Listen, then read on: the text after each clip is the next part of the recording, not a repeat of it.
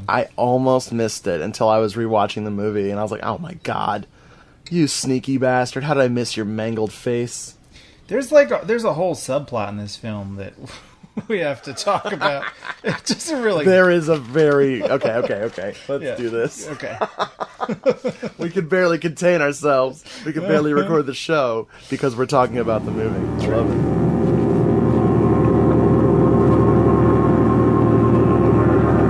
Everything is ready, my darling. Do not be afraid. Soon we'll be together again.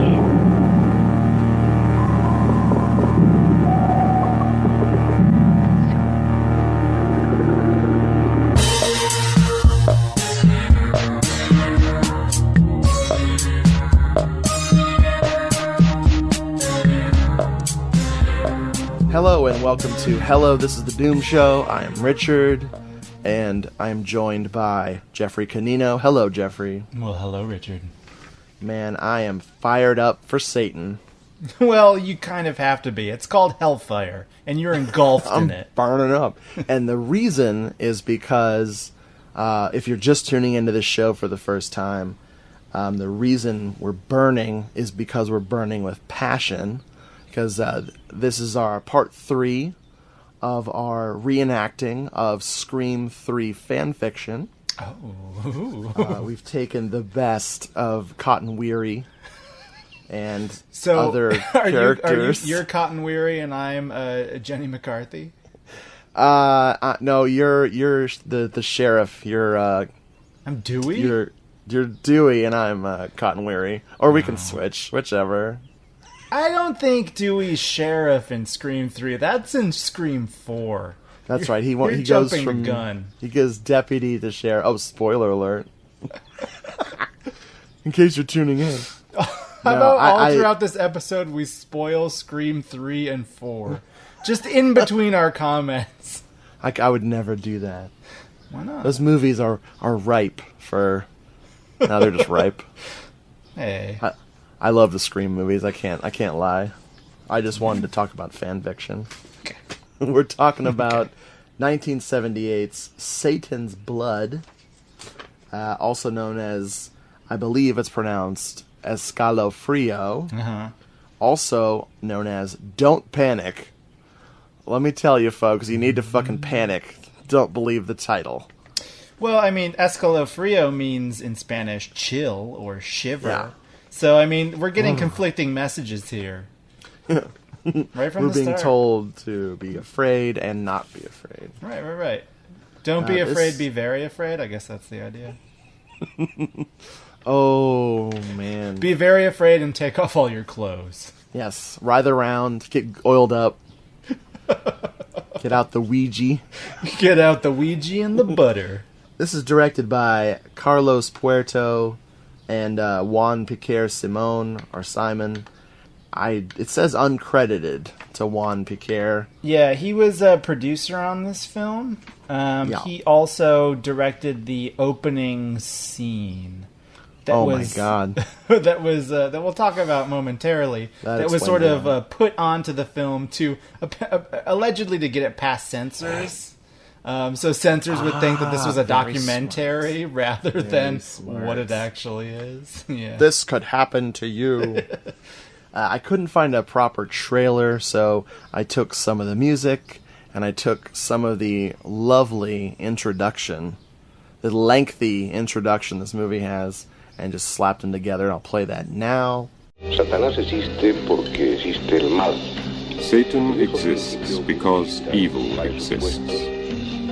Professor Carlos Vasallo, a recognized authority on the subjects of Satanism, the occult, and voodoo, worked closely with the writer and director during the development and shooting of this film to ensure the accuracy and authenticity of the various rituals and incantations. Every year, thousands of black masses are performed, rituals that invariably include unnatural sexual acts and the sacrifice of both animals and human beings. These rituals have been practiced for hundreds of years, and it would be foolish of us to ignore them or to claim that the forces they generate are simply a figment of the imagination.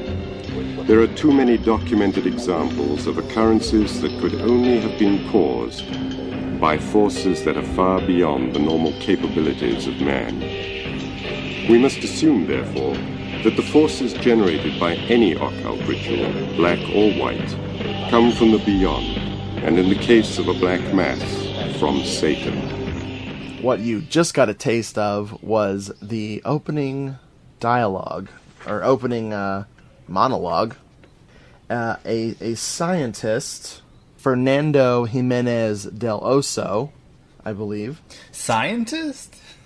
I looked him up. That's a loose definition. He was a man of the world. Okay, I like that better. He was interested in the occult. Occult.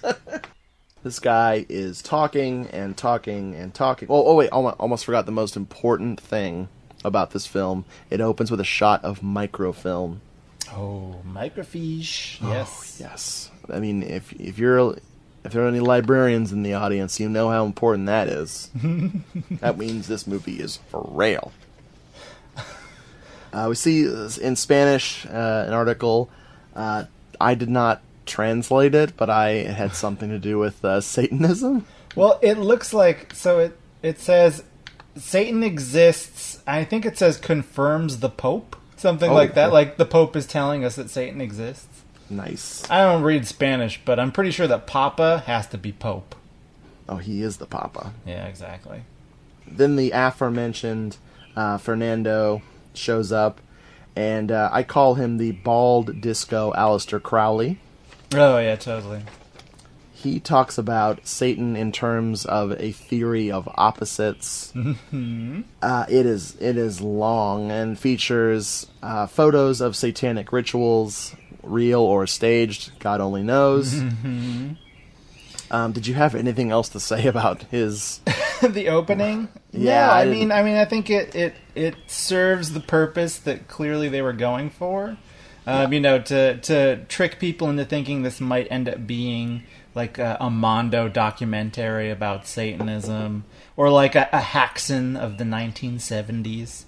Which I really appreciate. That's awesome. Yeah, but it's of course not that at all. In theory, when you're watching it the second, third time, it's not so great. I do have to comment upon his logic, the logic of opposites that he mentions. He says that because there is matter, and that there is also antimatter, naturally God and Satan also exist. I don't know if that works. That seems like a bit of a false equivalency there. He's kind of coming up with two things instead of just one. Mm-hmm. You know? Yeah. If you play this movie backwards, it says Satan exists, therefore God exists. And then it also says, quick, take your shirt off. No, put your shirt back on. Your clothes are on. Unoil yourself. Okay. Now we get the crazy music, and we get some candles, robed figures, and a sexy lady sacrifice. Pay attention to everyone in this scene, because you're going to see them all later. Yep. Oh. Wait, what? No. There's some kind of a beardo who's the leader of these supposedly satanic people. Yes. The bottom half of his face looks like a Muppet. And not a happy Muppet. A very angry, surly Oscar the Grouch. I would say a lusty Muppet. Ooh, yeah. Lusty the Grouch. Lusty. They take this girl. She is in some kind of stupor, half willing, half unwilling to this crazy satanic event. He sniffs her neck and gropes her boobs. Yeah, you could call it like, a violent satanic ritual, but really he's just, sexually assaulting her. Yes. Lots of groping, fondling, not so much sacrifice. I mean, that happens, but... Yeah, definitely more of the naughty variety. Sort of like... I guess like Jess Franco's interpretation of a sacrifice, if you will. Sure, yeah. I feel bad for the actress. I wonder how she repressed her laughing while she was being tickled by Beardo's beard. That's probably her boyfriend. They're just very comfortable together on camera. Oh, dear. Ugh, sorry. Meanwhile, an unseen organist does a solo in the background a la Iron Butterfly. Mm-hmm. Which, get used to. I hope you like organ, people.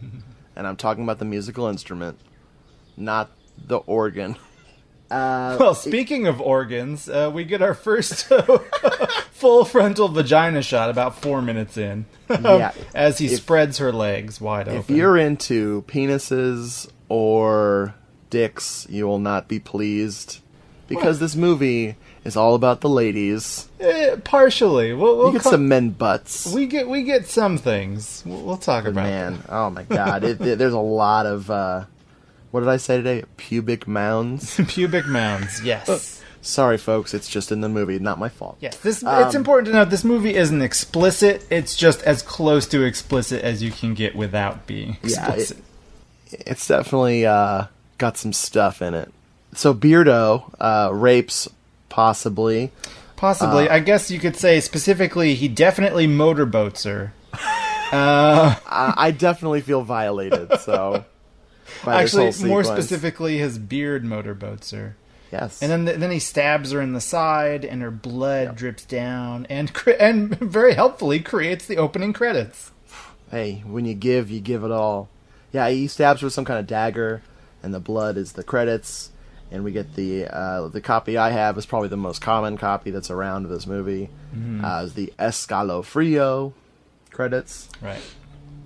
After the music is done, especially like really ramping us up, like some angry minor progressive rock kind of a deal here. It sounds like a church organ being pummeled. Yeah. Yeah, very violently, perhaps by a bearded man in a robe. I think by his beard. Oh, just the beard. Yeah. We cut to a couple. I mean, talk about no preparation whatsoever. You just, boom, you're in someone's living room. Mm-hmm. This couple is named Andy and... Annie. Thank you. Oh my god. Duh. My notes. I confused myself with my notes. Yes. Andy and Annie. On IMDb, they're referred to as Anna and Andres, but that's in the Spanish language version. In the English language, it's Annie and Andy. The English dub. Mm-hmm. Very. I honestly feel like had the subtitled Spanish version been made available to me, I probably wouldn't have enjoyed it as much as this dub. Oh no, there's some wonderful aspects of this dub. It's good times. All right. We also, in this dub, the English dub, we also get a wonderful appearance from the woman who often dubbed Dario Nicolodi in all of Argento's films. Right. She does the voice of Mary, who we'll meet later on. I love whenever she pops up. She's one of the only dubbing artists from the time who I recognize instantly. I recognize them all the time, and then I'm so bad about finding out who they were or who they are. Yeah, I don't know exactly how you'd even go about finding that out. You know? There's a great article, and I probably have mentioned this on this show before. There's a great article in Video Watchdog. Oh, that would be the place, yeah. Somebody breaks it down for you, like the top 10 voice actors from Europe at this time, and gives a list of characters and credits. I would love to see that. Yeah. If you can find, I can probably figure out which issue it's in, and I'll let you know. It's really, really good. Of course, you can tell how much I learned from it. Yeah, so much. Yeah, that lady, she's good. I agree. You know. So this couple, they're hanging out in the living room. They have a dog named Blackie, which I think is inappropriate. Yes, it Not is. a cool name. Oh, because before I forget, the dog is black. Let's see. Anna is played by Mariana Carr, and Andres, or Andy, is played by Jose Maria Guillen, or Guillen. Mm-hmm. I'm just getting really good at pronouncing these names here. No, I'm not. So we meet them on one of their, they're upper class, or, high middle class. They're a high middle class couple. So they have a lot of spare time. They talk about, not really having anything to do. they want to go hang out with their friends, another couple, but they acknowledge that those friends are probably having sex at the moment. Love it. So they're like, well, we should just go interrupt their coitus. But they decide not to do that. They also talk about going dancing, but they don't want to go dancing because I guess we find out here that Annie is pregnant, and going dancing might cause a miscarriage. So yeah, no dancing, because you know how they get in Spain. They dance so hard that fetuses just abort themselves. Oh man. So mopping up the nightclub floor, I know what you're saying. Oh god. How much do you think you get paid for that? The Spanish nightclub janitor who's mopping up the babies. It's a lot of money. That's good. That's good. They decide to go to the park. Yes. And we get some beautiful jazzy music, which I'll be playing in the background now. Yes. It sounds like some giallo music, really. It does. It's so lovely and so sweet. It made me want to learn to love. And then after they walk around in the park, my favorite thing in the movie happens, and that is that they go to see Star Wars. What? Yes, I totally go to see missed Star that. Wars. We see a painted marquee of some rough poster art of Darth Vader and Han Solo and Luke holding a lightsaber. Completely missed that. And they're walking out of the theater. So they've clearly gone to see Star Wars. Holy shit. And my question is, what did they do with Blackie? I guess they just left Blackie in the car for the full 2 hours of Star Wars. Cool, man. I hope but, Blackie left them a present in the back seat. Well, we know he didn't die in that hot car. No. Yeah, next scene, man, I can't believe I missed that. In the next scene, it's brief, but it's there. They're driving downtown with Blackie in the car. He's forgiven them, presumably. At a stoplight, this couple in the next car is glaring at them, very creepily staring at them. And do they notice the first time, or do they not notice the first time? They notice right away, but they're not quite sure what's going on. They just keep going. The couple doesn't say anything to them right away. The next time they stop, the same couple, staring at them. They notice, but then they act friendly, and they kind of hail them to pull over and kind of cut them off. Not quite forcing them off the road, but it's a little strange. And we meet our favorite couple in Spanish Satanic movie history. We meet Bruno and Mary, or Bruno and Berta in the Spanish language version, presumably. Yes. And Bruno is played by Angel Aranda, and Mary is played by Sandra Alberti, who you are going to get to know very well. Inside and out. Oh, doctor. In one movie, I saw almost as much of her as like 6 movies with Lena Romay. Yep. I would need a few more minutes of footage to get up to like Lena Romay status. I feel like I could identify the moles on Lena Romay at this point. Blindfolded? Yes. Oh, wait. That's implying things. I'm sorry. Oh, God. All right. Anyway, so they have a conversation. The two couples. Blackie is not happy. Oh, no. He knows something is up. He doesn't like this couple. And he is very upset. And dogs always know. They bark at ghosts and Satanists. It's the 2 things they're good at detecting.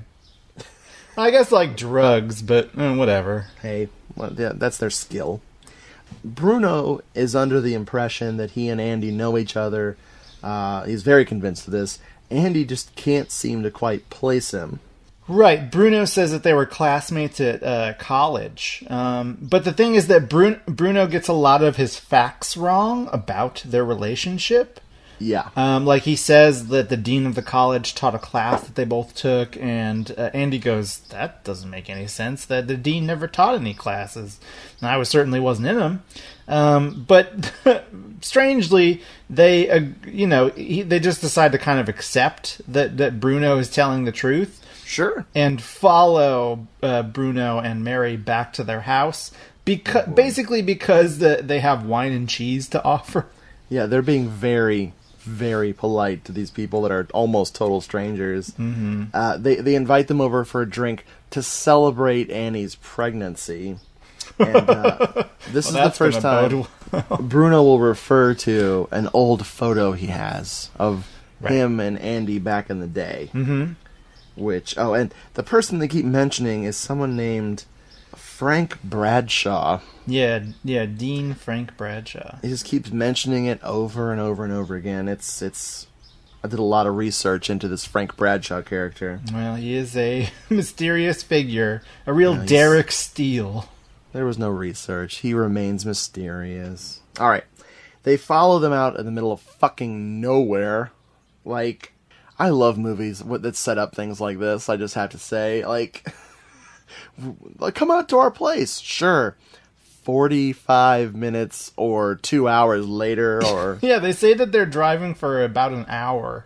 Oh my God. Which is very far, and the whole time Annie and Andy are sort of contemplating the situation that they are driving themselves into. Let's turn around. In fact, they do turn around, don't they? They try to, yeah, but they're stopped by Bruno and Mary, who say, "Oh, it's just up the road," like it was an hour ago.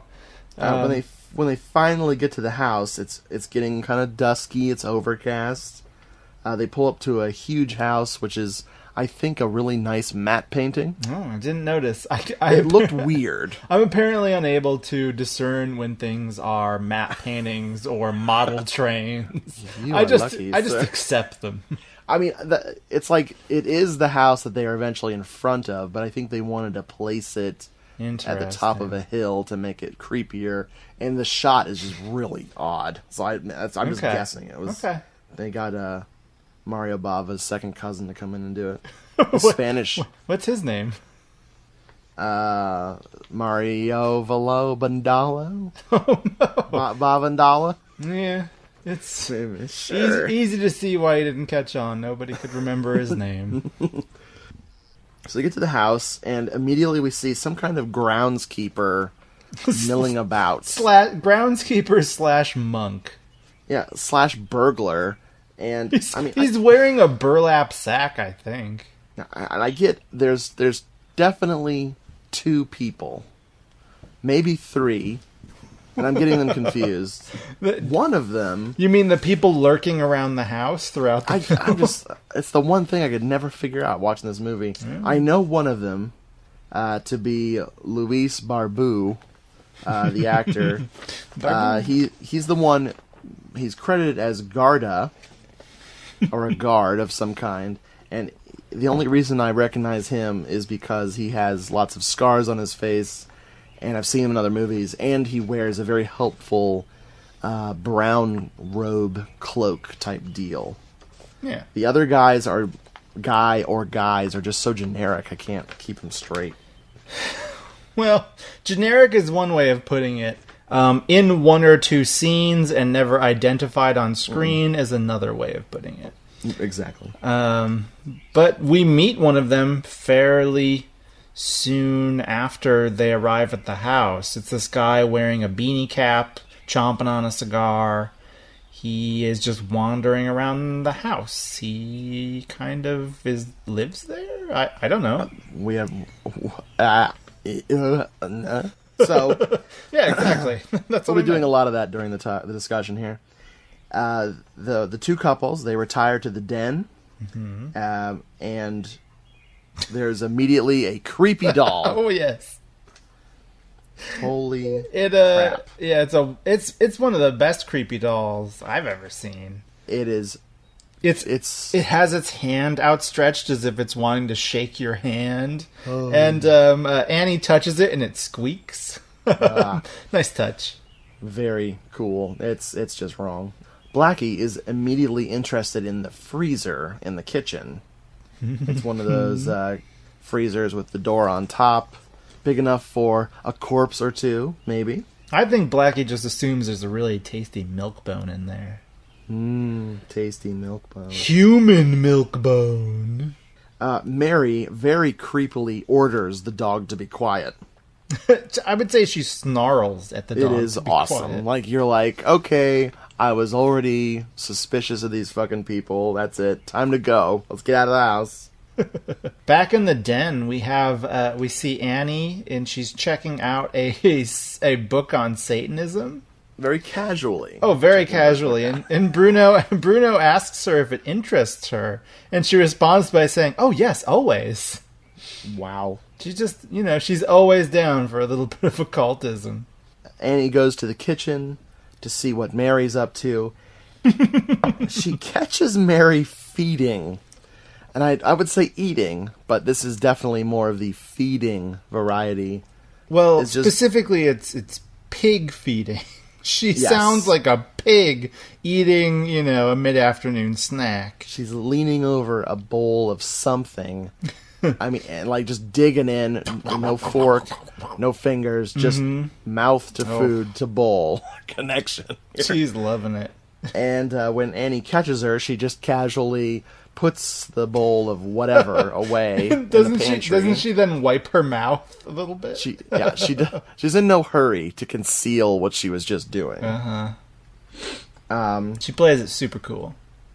She gets out a knife, a very large butcher knife, a very imposing, sharp weapon, and asks Annie to cut the cheese, which I thought made me think of farting. So there you know what? Go. It also made me think of farting. All right, that's not what she meant, though. She actually meant cut the actual big block of cheese because it's about time that you, pregnant women, drink a lot of wine and eat a lot of cheese. That helps the baby. Yeah, well, in Spain, things work differently. Dancing, instant miscarriage. Wine, perfectly fine Satan baby.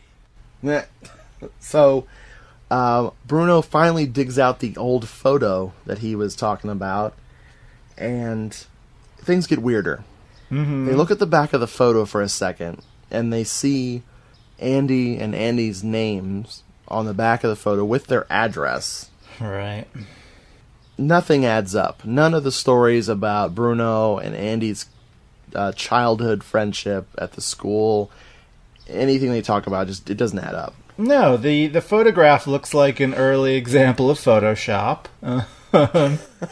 It looks like their heads, their younger heads, pasted on other bodies. And it doesn't really make any sense anyway, because as is pointed out as Annie points out on their trip to this house, Bruno's a lot older than Andy is, so how they could have been classmates is unclear. And of course, Andy, at this point, after seeing the photo, is extremely confused about his lapses of memory, but is also not at all alarmed at the fact that his address was on the back. He's just blaming himself. Photo. Like, oh, it's me. I can't remember this guy. Me. Yeah. And of course they have our address. What else? Right. Simultaneously, while Annie's cutting the cheese, Mary is stroking her face and calling her beautiful, which will, that'll lead to things. Yeah, that's the thing. Like, women are most beautiful when they cut the cheese. Oh, God. Oh, man. All right. So they're hanging out. They're drinking some weird wine, which, of course, Bruno and Mary don't take part of. They're more than happy to offer this strange tasting wine to their guests. I think Annie asks, what vintage of roofie is this? I feel funny.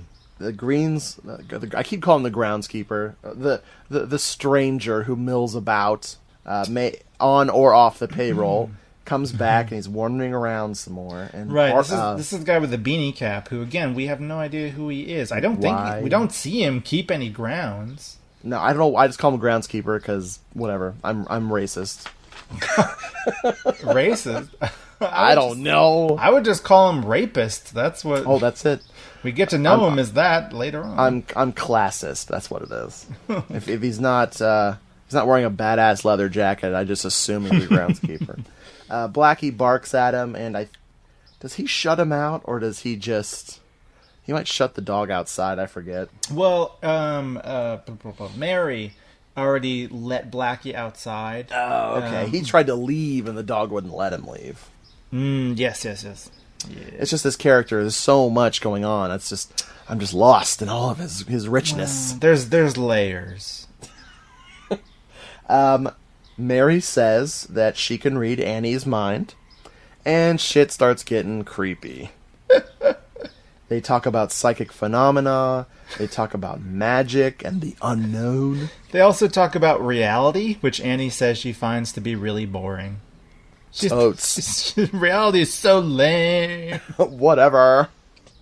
And it's about this point when they break out the Ouija board. They have a straight-up Ouija table. They do. It's a wonderful table. It's an antique Ouija. Man, classic. I mean, so antique, they actually use a glass goblet with it. 'Cause sure. Annie, do you believe in the existence of situations that can take us beyond our reality? Mary. Well, I've often wondered whether those kind of things are really possible or not. Sure they are. I suppose depends on the individual. Annie is fascinated by all kinds of mysteries because to her reality is so boring. I saw that book you've got. It's very interesting. Do you know how to read hands or to tell the future? We can do a lot better than that. The Ouija. Ouija? Sounds great. What is it exactly? We can talk to the beyond using a glass goblet. I say it's impossible. Not with that kind of goblet. This one here.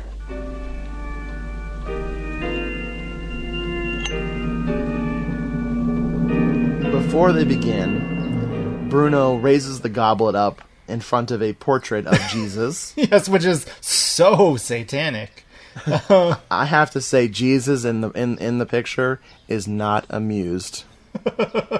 This is bullcrap. According to Jesus. I absolutely love that this portrait of Jesus becomes a motif in the film.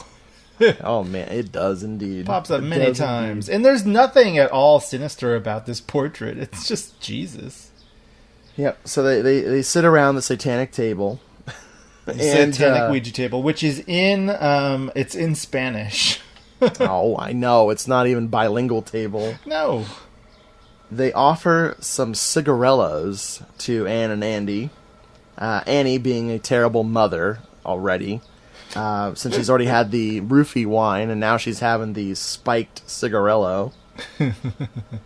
And they start the incantation. One little visual touch I like in this scene is that this film is pretty well shot. It looks nice throughout, which you may not assume based upon its pretty shoddy everything else. But throughout the entirety of this scene, the creepy doll is framed exactly behind Annie's shoulder in all of the shots, which is great. That's just a nice little touch.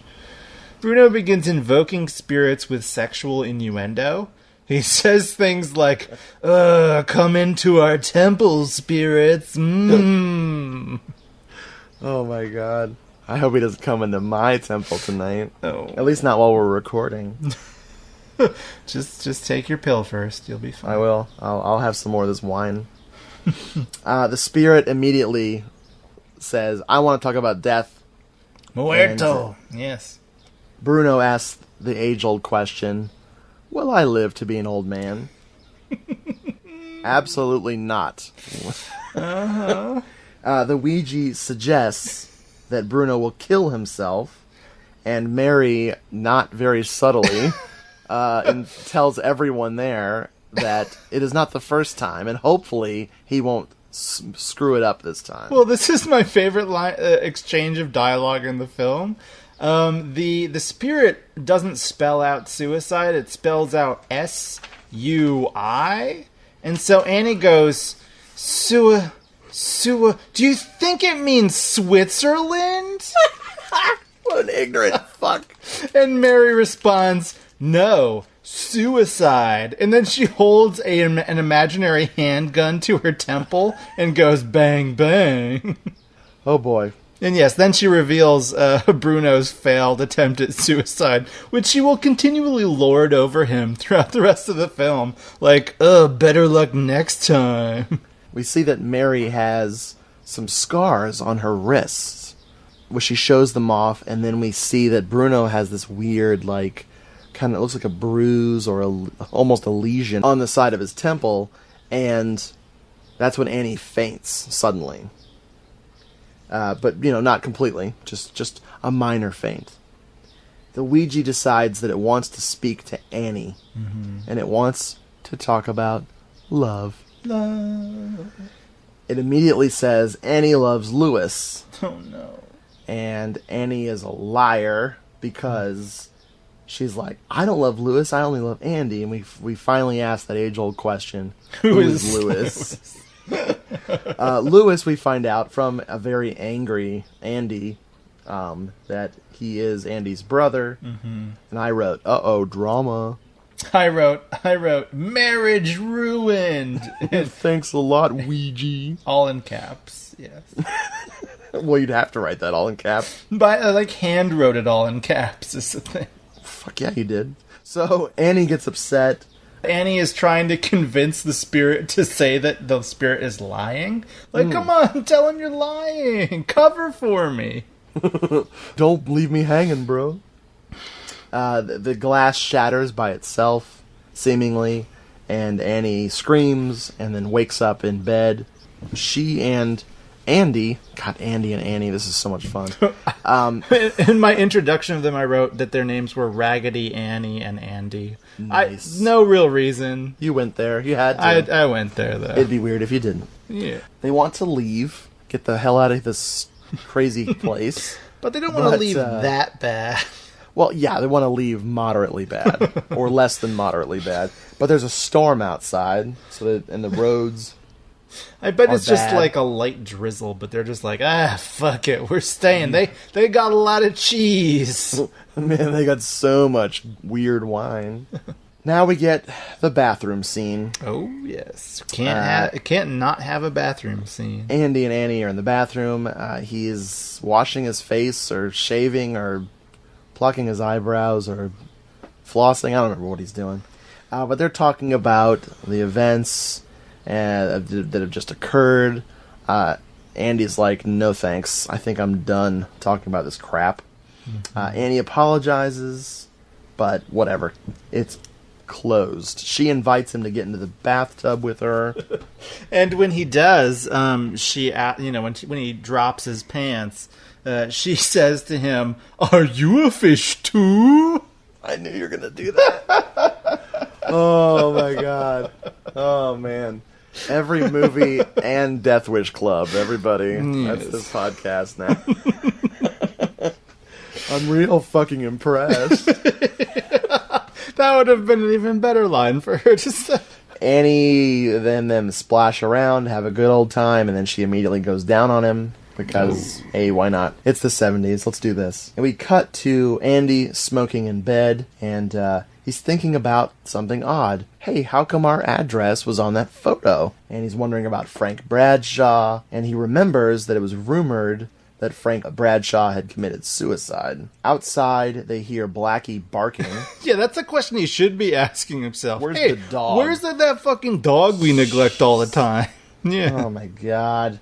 They figure that if the creature they hear outside howling is Blackie, then that means Blackie has turned into a wolf hunting Dracula. That's just... What if we found out that their dog was just Paul Naschy the whole time? Ow!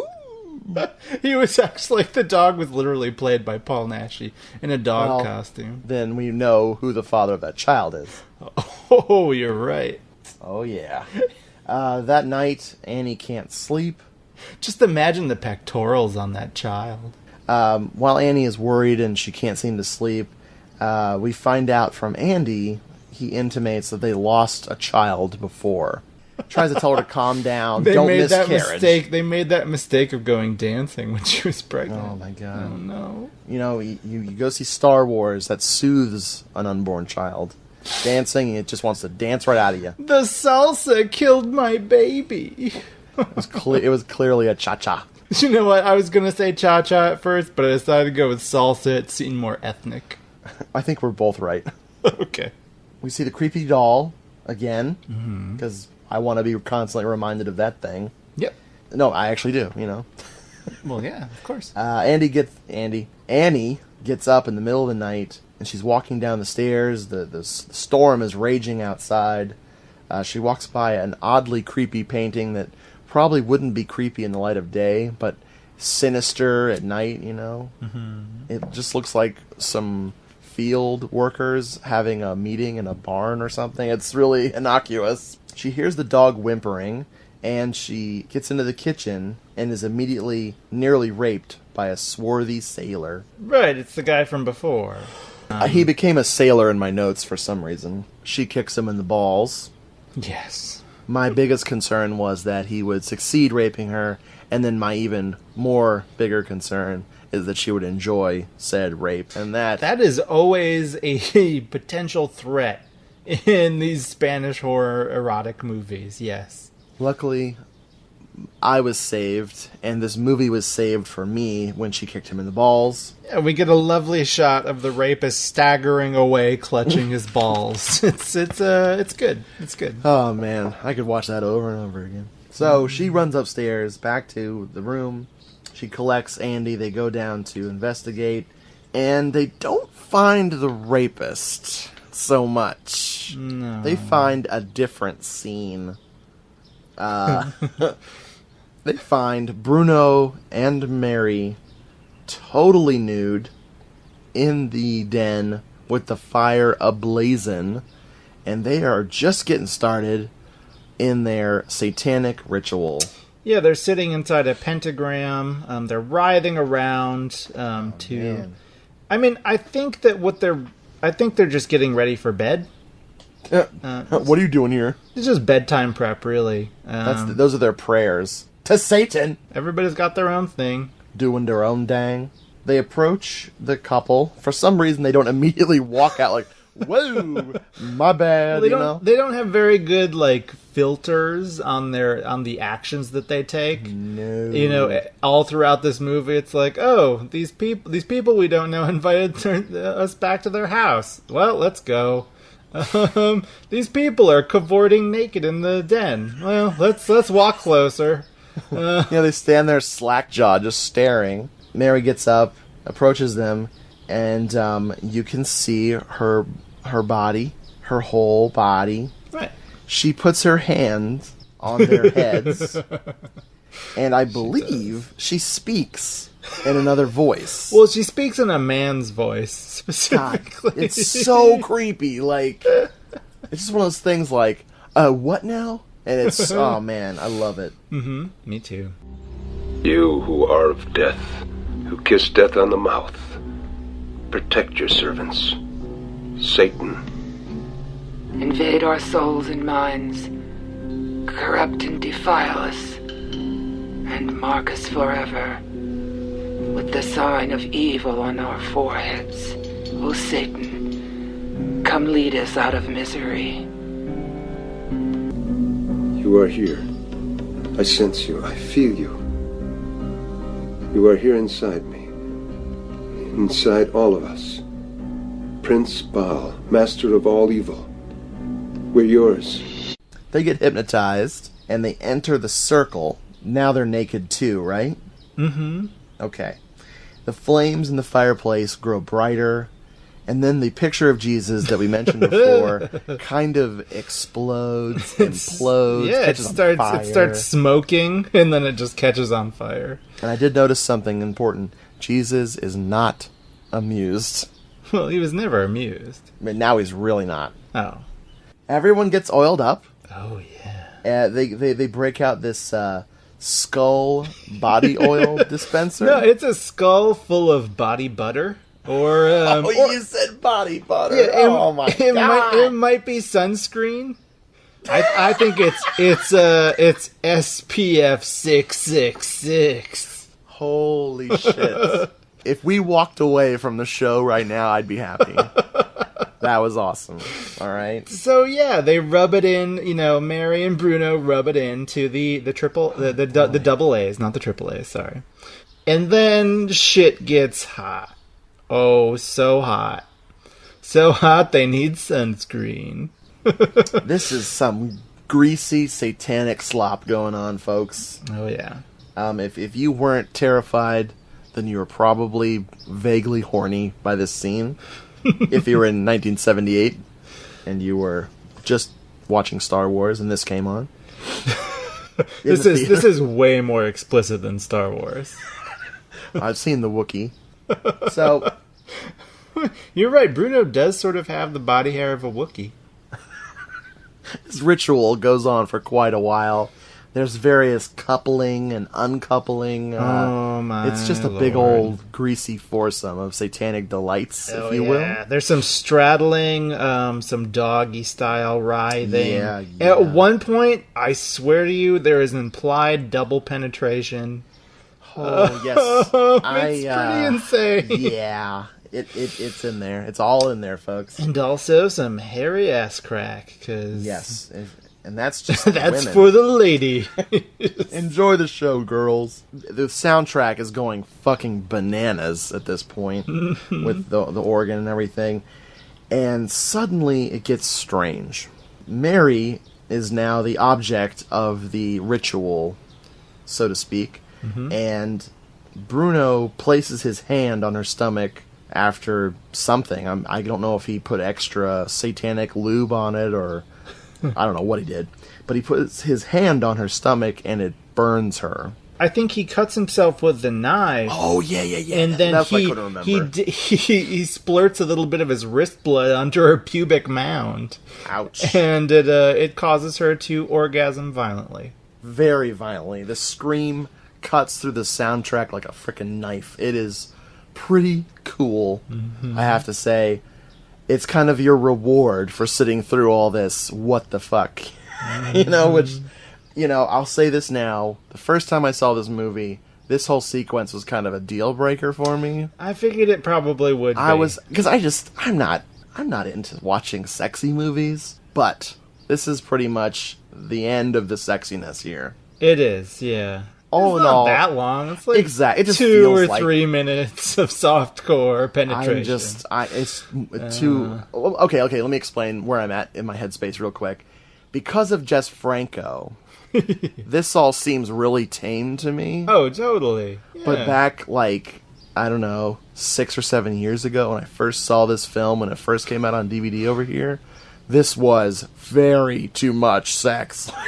I was like, okay, I'm done. Can we move on? Let's, at no point in this film does a camera zoom into somebody's orifice, literally enter somebody's orifice. So, right. This is tame in comparison to some things in Spanish horror. I have to thank Jess Franco once again for making me impervious to all manner of softcore delights that the 70s had to offer us viewers. Yes.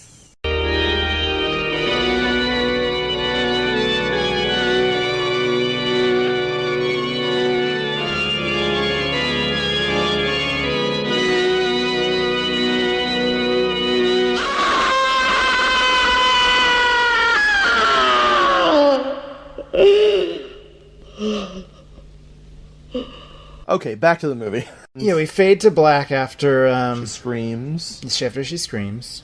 Mary's in bed, and everyone's very concerned that something has happened to her. The foursome went too far. Yeah, it went terribly awry. Annie is some kind of a nurse, and she insists that they call a doctor to check Mary out. And of course... Mary's totally faking it. She wakes up from her, foursome-induced stupor and grabs Andy's crotch. And tries to pull him in for a kiss. That is so she's hot. saying, like, do me now, do me, come on. I haven't gotten enough yet, come on. Yeah. Bruno recommends that they call their own physician because, of course, Satanists have very weird ideas on medicine and who can practice what type of medicine, who's your GP, whatever. Your satanic GP, I think GP in that sense stands for ghoulish practitioner. Oh, nice. So, Mary grabs Andy like you were saying, and oh man, Annie gets super jealous, of course. Well, yeah, Annie and Bruno walk into the room as this is happening, and I think Annie makes the quip, well, now we know what cures her. Oh, and so she starts giving Andy some shit about, the fact that Mary was trying to have sex with him. But unfair. I know, the question I ask myself is, why are you upset? Do you not remember when your husband was DPing her in the last scene? You seemed okay with it then. And that doesn't stand for director of photography. It does not. So, they leave Bruno and Mary together, and Bruno and Mary start to make love like animals. Like and pigs. I mean that again. Pig dog sounds. literally. Is what I wrote. The soundtrack provides these... Oh, God, it's really grody, man. It's really out there. Mm-hmm. Meanwhile, outside, some dude, I think... The dude from earlier, or a different dude? No, it's the rapist. It's always the rapist. Yeah. Man, he should have been wearing a fucking name tag. So, a Scarlet R. Oh, definitely. He's watching, and our friend, the guard, Mr. Barbu, stabs him to death. Yeah, why not? Might as well. And that, folks, is page 2 of my notes. Bam! Crinkle. Right. My favorite part of this is that when our rapist is being stabbed by Barbu, they apparently are making a lot of noise because Andy and Annie hear them. Annie says, what's that? And Andy goes, oh, that's just our hosts swinging from the chandeliers.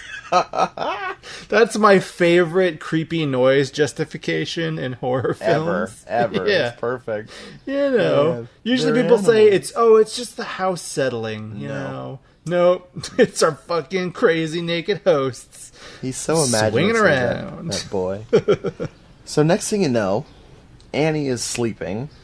Oh, She's awakened when the bedroom door opens. Mm-hmm. And... the frickin' doll walks in. The doll, with a bloody mouth, walks in of its own accord. Yes, this is a great, deep red type scene. Absolutely. This movie's 78, so, deep red 75, possible. I wonder if there's an inspiration there. All kinds of wind-up dolls were getting up and running around in films at this point. Yes. When the doll gets really close to the footboard of the bed, that's when we see Mary in a black... she's actually wearing some see-through curtains that she ripped off the wall and carrying a very large knife. And it's important to note that Mary is ghastly white at this point. Mm-hmm. She doesn't look too healthy.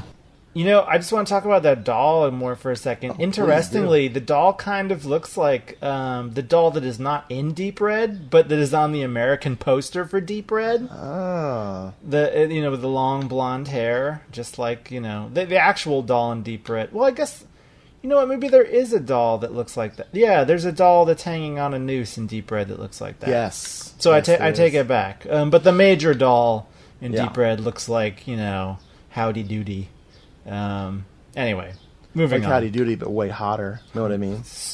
Big buck teeth. Oh my! Oh, it's so sexy. So, Mary comes into the room. Yes. With the big ass knife, and she stands over Annie, swoops down and stabs the pillow beside her, and then she starts trying to kind of rape Annie, kissing on her again with the horrifying pig sounds that we're getting used to now. Yeah, that's how they show affection. Annie is not pleased. This does not turn into a happy scenario. Do you think pig sounds are like the way that Satanists purr, like a cat? Oh, I think so. It could be how they cut the cheese. Oh. Bringing that back, right? You went there. Anyway. Annie sees the opportunity, grabs the knife, and stabs Mary in the back. Mary's beautiful butt jiggles for a second when the knife hits the small of her back. I kind of like that part. I like Mary. She's very attractive. Mary is voluptuous to the point of ridiculousness. That's a good way of putting it. I was glad to find the Spanish version of Playboy with her in it. Oh. Thank you, Google. Moving right along. The dream ends, and Annie and Andy wake up, and they discover that it is 2 o'clock in the afternoon the next day, or nearly so. And then, being surprised at how late it is, Andy rolls out of bed, and at this moment, we get a taint shot. Oh. Yeah. I'm glad I didn't notice that. We see straight up testicles. Wow. That's one for the lady. Now I have a reason to watch this yet again. She wants to leave. Annie's like, let's get the hell out of here. Andy's like, I agree. I need a shower. So they take even longer to get out of this fucking hellhole that they've gotten themselves into. Yeah. And they realize, like, oh, our dog's missing. Oh, also, Finally. our car is missing. And they're not very perturbed by any of this. They're kind of just hungry, actually. Yes, they definitely are hungry. They go back inside, and there is actually an old Mother Hubbard joke. Yes, there is. Which I thought was a very... Because there's nothing in the cupboard. Well, no, I thought it was a very loose L. Ron Hubbard joke. Maybe Scientology's to blame. That might be super loose. Get it? Hubbard? I get it. I don't get it. Okay. So they find a staircase, and they decide to start exploring the house. Why not? They go upstairs and start rummaging around in the junk up there. I know at one point they are scared/attacked by a taxidermied crocodile. Oh God! There's lots of crazy things. There's also there's like a stag skull that's wearing a carpet cape. That's pretty cool. I missed that. Oh yeah, it's in the background of that rummaging scene. They've got lots of cool stuff. This couple does. Yeah. They do find a photo album. An old photo album. As they're flipping through it, they find a photo of themselves. A very old photo of the two of them in the album. Mm-hmm. Yeah, whatever. That was creepy. They hear the car pull up outside. Mm-hmm. Look out the window. Bruno and Mary have returned in Andy's car. And his story is that... Bruno's story is that Andy's... Fuck. Bruno's story is that his car was busted, so he took it to the shop using Andy's car to get back and forth. But there's a quick moment where he tampers very blatantly with Andy's car. Mm-hmm. So when Andy and Annie try to leave, the car won't start. That's when they go, oh yeah, we have a dog again, don't we? So they get out and start looking for the dog. Remember that dog. They go back inside the house where they catch both Bruno and Mary feeding Snacking. This time. Yeah. Yeah, very creepily munching away at something. More pig noises. And oh man. Once again, they catch them in the act. Bruno and Mary treat it totally... They play it so cool. But the double A's have no reaction to it. They're just like, oh, they just have very bad table manners. That's all. It happens. They're never alarmed by any of these very obvious things, like No. slurping up, what's probably their dog. It's probably Blackie that they're eating. It's never clear. It's never spelled out to us, but it's probably their dog. But they don't really care. Just whatever. Why bother? Why get all worked up, right? The women are inside. The men go out to work on the car. They're making lunch. Annie's worried about Blackie. Mary is just swinging the frickin' knife all over the place. She's got a serious-ass knife deal here. Yeah, there's this one really good... It's a brief shot where Mary is, like, swinging that knife around, and it becomes, like, a silhouette that looks like it's going to be stabbing Annie. But then it swings to... the camera swings around to Mary, and we just see that she's cutting some meat in preparation for dinner. Cutting that meat. It's a nice little fake out in a series of fake outs that we get throughout this film. I was waiting for epic mealtime to kick on. So, there's an internet joke for you. Okay. Look out, everybody. I'm relevant.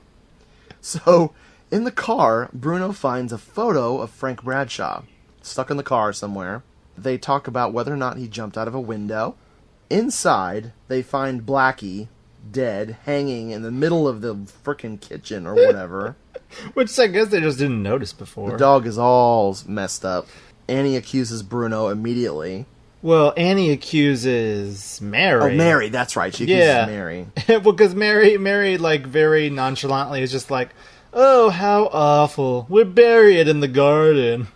Yes, your dumb dog. Yeah, whatever. Yeah, Annie accuses her, and Mary says in response, "What reason would I have for killing your stupid dog?" Bruno proceeds to slap Mary around a bit. Yeah, because Bruno actually equally he also accuses her of killing the dog. Everybody's very convinced. The two of them continue fighting. Annie and Andy have had enough of this crap, finally, after an hour of the movie. Or so. It's at this point that I realize that this movie is basically Who's Afraid of Virginia Woolf, but with softcore Satanist porn, you know? Holy shit. You just blew my mind, man. Uh-huh. Oh, man. There's a lot of good moments in this scene of the dog corpse discovery scene. But my favorite is that, after Bruno accuses Mary of being responsible for this dog's death, Mary takes this opportunity to once again turn it around back on Bruno and make fun of him for not being able to commit suicide. She says that, well, maybe you did it because it's easier to kill a dog than commit suicide. Low blow, lady. That's just mean. Why you gonna be treating your man like that? He's very hurt by this. So much so that when Andy and Annie are run out of the building, they hear a gunshot and a scream. They go back inside as if we haven't had enough reason for them to just make a run for it. They go back inside, and Bruno has shot himself. He's shot himself in the temple, and incredibly, he's still alive. Hey, it happens. Maybe it was a 22, you know? Maybe bounce around in your brain for a while. Being the nurse that she is, Annie is trying to assess, the damage, and Mary immediately leaves on a motor scooter. As you do. It's that comic timing that they didn't mean to be funny, but it is brilliant. I loved it. So Andy and Annie are tending to Bruno's wounds, and, Bruno is still just sort of writhing around. He's muttering very softly, and Andy's very frustrated. He can't understand what Bruno's saying. He says that his muttering, quote, sounds like Chinese. Because we just had to chuck in a little bit of racism. Hey, their dog's named Blackie. Something's wrong, all right? These people are monsters. Upper middle class. They're terrible people. Outside, Andy finds out the car has definitely been tampered with. He's able to get it fixed, but then he hears Annie screaming, and he runs back inside. Bruno is definitely dead, according to Annie. Yeah, she screams. He's dead. Whoops. Yep. That night, Marie, or Mary, whatever the fuck her name is, she returns with the doctor. And the doctor is... We finally had a character. Yep, his name is Dr. Satan. Yes, he is the devil. Played by none other than Jose Pagan. Hello, Pagan, whatever. Oh. Is there some kind of similarity here? All right. The doctor starts praying satanic. Well, first he accuses Andy of killing Bruno, just very subtly. And then he starts praying very oddly, so kind of satanically, if you will, over the body. And then the doc leaves.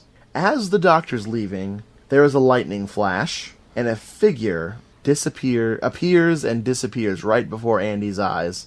Who the hell was that supposed to be? I don't know. It was... I didn't write anything down about that. I went back a couple times, and it was so random and just so, like... I can't zoom in because, you know, the copy of the movie doesn't look that good to zoom in on anyway. So, there you go. More strangeness. I wrote down some notes from things that you kind of just breezed past there that I think are worth mentioning. What do you got? So when Dr. Satan is talking to Andy and kind of, again, vaguely accusing him of Bruno's murder, he says this really great line. He says, "Killing a dog isn't murder. Killing a man is." And then Andy, after the doctor leaves, he has a really inane line. I think this is a direct quote. I put quotes around it, so I hope it is. He says something along the lines of, "We've got to stick around here and do nothing because there's nothing we can do." Pretty profound, really. He's figured it all out. Who was that playwright? Was that Brecht? No, it's definitely very Beckett, I would say. Beckett, that's it. Thank you. Nothing doing. Who is Bertolt Brecht? Is he a playwright? He is a playwright, yes. All right. He's a little bit different than Beckett, though. I had the right genre, sort of. Anyway. Yeah. So this film is both Who's Afraid of Virginia Woolf and Samuel Beckett's Endgame. It's a nice combination of the two. It's highly literary. Annie wishes that this was all just a dream. She's, slightly upset or whatever. And then the corpse moves. Like, it opens its mouth and does, like, a weird, like, sigh of air or something. It's pretty creepy. Yeah. Caught me off guard. Oh, yeah, sure. Annie ties its mouth shut. She's like, enough of this crap. She makes some tea, and then she looks at the portrait of Jesus. Which is totally fine. The Jesus portrait is fine. It used to be on fire. Now it's fine. There is something important about that portrait of Jesus. Oh. Still, not amused. Oh. I think he might be slightly amused at this point. He's definitely not amused when she recites an evil prayer at it. So now Annie is channeling Mary's or Bruno's satanic ramblings here. She doesn't know that she was doing it, though. I like that part. Somewhere around this scene, Andy has he reminisces with Annie for a second. He says, "Remember when we were in the bathroom?" Almost like it's the good old days. Oh my god! When they were, doing dirty things in the bathroom. Well, I would flash back to that too if I was in their situation, because that was probably the best thing that ever happened to me. Wow. They find Mary in the bathtub. She has sliced her wrists. They get her out of the tub, and they immediately have to get her out of those wet clothes. Oh, get her naked. Because we have not seen her naked in at least a few minutes now. They bandage up her wounds. And then intercut with this is a shot of some leaky pipes that are making wheezy emphysema sounds. Yes, there's some weird growling and breathing. It's very creepy. Yeah, well, sure, we'll say that. Well, it was a thing. That was page 3 of the notes. Okay, so Mary comes to and begs Andy to kill her. What's important is that she asks him in a very husky man's voice. Yeah, I would say, Linda Blair exorcist voice. A real Pazuzu in her vocal cords. He does what you do in that situation. You immediately strangle the person who made the request to death. Which doesn't take very long. She was halfway dead anyway. Who cares? And then amazingly, they decide to go wipe their prints off of everything in the house to cover their tracks. You can't wipe your hands off of the people you had sex with. Wait. Those oils stick. I don't even know what I'm trying to say. Oh, brother. And then Andy says something along the lines of, well, as they're trying to get rid of the evidence of them being there, he says, well, it's not that I have a guilty conscience about strangling her or anything. Oh, no. He actually wishes that they had left her bleeding to death in the bathtub. And then amazingly, we see that Mary is still alive because she responds to that line by saying, oh, so you're unhappy you didn't let me bleed to death? She whips out a pistol. Yep. and she shoots Andy in the hand. They struggle, and he totally kills her yet again. Well, he strangles her again. He's strangle mad, strangle happy, you might say. They decide to wash her body. Well, also, he strangles her and then throws her head against some sort of wall decoration, I guess. Oh, right. And she sort of, it hits the back of her head, brains her to death. It's like a triple, quadruple kill here. Yeah. So, yeah, they decide to stage her body after that by posing her in the bathtub. Brilliant. And that's when they notice that Bruno's body has disappeared. Then they decide you know what? You can't keep a good Satanist down. Not at all. If only they knew. And now they decide to leave. They get out of the car, and the clever criminals that they are, Annie realizes she forgot her bag inside. Andy runs inside. Bruno, of course, is alive and well. Yeah. Well, not well, but he's definitely moving around. Yeah. He's approaching Andy, and Annie finds the pistol and shoots poor Bruno in the same place that he shot himself. These people can't catch a fucking break. No, or maybe this is the break. This is the good luck. Now that they're dead 4 times over. That's when the doll shows up again. Uh-huh. The doll comes walking into the room, making some crazy sounds, squeaking. Andy shoots at the doll. With no hesitation. He just None at all. Takes aim, shoots at it, and its head fucking explodes. You want to talk about the signature scene for this movie, other than the foursome and the satanic ritual. Yes. This doll's head explodes like the one in frickin' Scanners. It is awesome. Yeah, I was gonna say like the in the Beyond. Yeah, it is the little girl's really head. Yeah. Exceptional. Oh yes, wet explosion. So they start to leave again. But somehow Annie trips and then accidentally opens up that freezer. Yes! Oh my god! And Yes. and inside she discovers the head and organs of the dead rapist. Just cause you need another shock in this crazy now we know what finale. they were eating.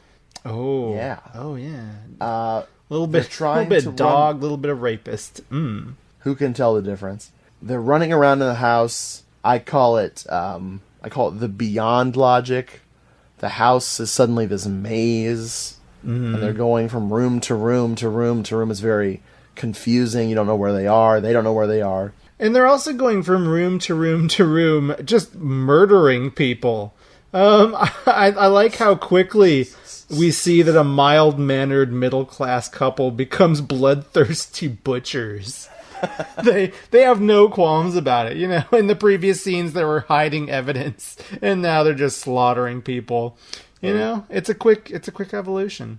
They get out to the car, finally. They're driving out of there, and the guard, Mr. Barbu, shows up, and they run his ass over. Right, again, no hesitation. None at all. They're done. They've had enough of this shit. Can't leave any witnesses. Hey, if I'd been in that house for the 480 days that they were there, they totally run over this guy and take off. Back home, they get to their apartment, open up the door, and the apartment is completely empty, like they were never there. Something that they're not very concerned by. No, they're moderately upset. Yeah, because, when those neighbors tell them that a moving company moved all of their stuff away while they were gone for those 480 days, and I guess lapsed on paying their rent. Yep. So they were just forcibly evicted. When these neighbors invite them over for dinner, instead of going like, no, you know what, we got to find out what happened to our stuff, they're just like, yeah, we could eat. We saw Star Wars a couple days ago.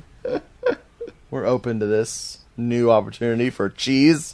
They go inside the old people's apartment, where everyone we've ever seen in the movie is sitting around a table. Including Blackie. Yeah, Blackie's fine. He's good. Blackie's back. He's growling and barking angrily, but the shot of the dog is just a happy dog. Kind of like earlier when he was barking and going crazy at Mary at the roadside. He was just a happy dog. So they're sitting around this satanic table. Bruno, Mary, Mr. Barbu, the rapist, other people that I think we've seen, the doctor maybe. They pull out knives. Oh, they do. And stab Andy and Annie to death, presumably. It's total Caesar style. You know, they're getting stabbed so many times. Et tu, Bruno? Oh, very nice. Yeah. Very nice. So, we cut to a street scene, cars driving around. A young couple sitting in the car at a stoplight notices someone staring at them in the next car. It's not Bruno and Mary. Oh no, it's Andy and Annie. And they want them for the sequel, Escalation Dos.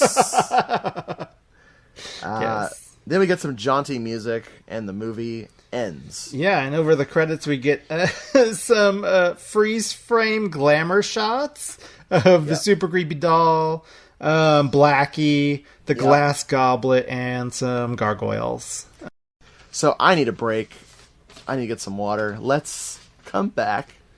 We'll talk about this movie, what we like about it, and we got some questions for each other, some lists. Mayhaps. So folks, don't go away.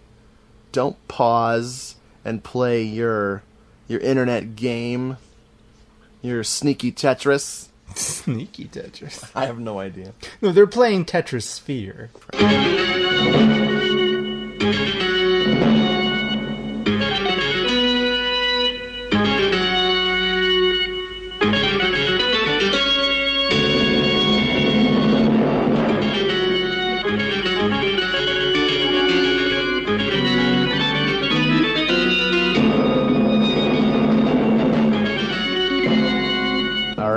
We are back, and Jeffrey, how do you feel about Satan's Blood? The movie, not the blood. Well, I mean, to be honest, I feel good about the blood too. But I don't think this is any surprise. I love Satan's Blood. This is fantastic. This is a wonderful film. It's 82 minutes long. It flies by. No problem. It's a wonderful piece of, Spanish trash from 78. This is, soon after Francisco Franco passed away, and so the Spanish movie making system became a lot more open. A lot of films sort of decided to take advantage of that, and so you get some of these erotic horror films. Of course, Jesus Franco, our buddy, took advantage of this for sure. His films were primarily really big in France and Italy, but now, they could start showing these sexploitation horror films in Spain too. So, this film is absolutely that. It's a cash-in on this new Spanish rating system. And that's pretty much all it is, but I'm totally fine with that. It's incessantly entertaining. There's never really a dull moment because every moment is used quite wisely. Well, maybe not every moment, but there are a couple loose threads, loose rapey threads that, could perhaps be excised, but otherwise, this is just wall-to-wall entertainment. It's exactly the sort of, kind of sexy Euro horror trash that I really like. That's fun to watch on a lazy afternoon, which is when I first watched this movie, So, highly recommended for me. Nice. I have a little bit of history with this film. When it came out on DVD, I was hooked by the art and the reviews, and I bought it right away, and immediately hated this movie, just because of the sexual content. I'm just trying to imagine my mindset at the time where I was like, sex, man, blah, I'm tired of these stupid softcore movies disguising themselves as horror movies, and I just bailed. Like, I know I watched the whole thing, and I did see some stuff that that impressed me. One of the problems is that around the same time I watched another film called Black Candles, which does not have the redeeming qualities that this movie has. It has more sex. Yeah. That's a good double feature, though. Ooh, oh, man. Boy. I will totally rewatch Black Candles. Now that Jess Franco has ruined sex for me forever, I can probably watch Black Candles and find some value to it. I don't know about that. I've seen Black Candles too. And it's a movie, kind of. Yeah. I will probably not do that. But no, I did mix these movies up a little bit in my mind, so when you suggested, I was like, oh, really? And I ended up totally glad you did, because I love Satan's Blood now. Good. I really love this movie. Yeah. It's got atmosphere, it's got dread, it's got even a few scares, who knew? Mm-hmm. Creepy doll, it's nightmarish, it's got that crazy lapses in logic that are nightmarish, and some that are just there, you know? It's got a skull mantelpiece full of body butter. I mean, oh man, this film's got everything. I just call it summer camp. No, I never went to summer camp. So, I mean, it's just weird. I love the score. I really appreciate something that I never thought of before, and I can't believe I'm the one saying this. Oh. I like how it's not an Exorcist ripoff. Oh. Like, we were talking about The Exorcist just a few moments before we started recording, Yeah. and it just clicked. I was like, oh my god, how is this not an Exorcist ripoff of some kind? It gets close. It like a little it bit, straddles the but line with some of Mary's scenes. Yeah. No one is exorcising any demons in this movie. They're sticking more demons in there. Oh my god, what if Paul Naschy showed up as the priest from Exorcismo? Oh man, and like tried I said, to exorcise Mary. He would have been the father of any babies. What if it was actually Blackie the dog, but it was really Paul Naschy in a Blackie the dog costume who's trying to exorcise Mary? That would be pretty cool. Well, I'd watch it. I would happily watch that. Just real quick with the real quick with the cast and crew. Mm-hmm. Directed by Carlos Puerto with some additional scenes. Thank you, Jeffrey, for pointing that out. By Juan Piquer Simon, who pieces, slugs. Oh yeah. Well, what? It's just the Pod fact that people. Pod people. Yeah. The Rift, all kinds of crazy shit I want to watch.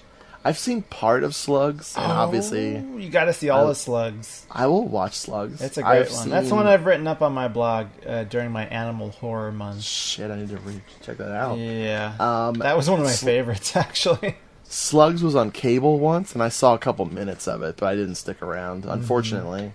Of course, Pieces being the greatest film ever. It's pretty damn good. It's exactly what you think it is.